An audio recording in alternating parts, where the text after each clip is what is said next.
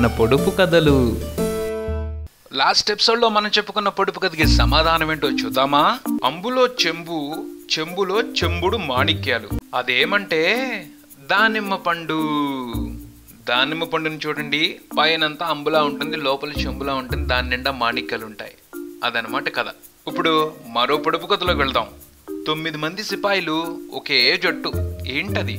మళ్ళీ చెప్తున్నా, 9 మంది సిపాయిలు ఒకే జట్టు. ఏంటది? సమాధానం తెలిస్తే కామెంట్ బాక్స్లో మీ ఆన్సర్ని పోస్ట్ చేయండి, లేదా నెక్స్ట్ వీడియో కోసం వెయిట్ చేయండి.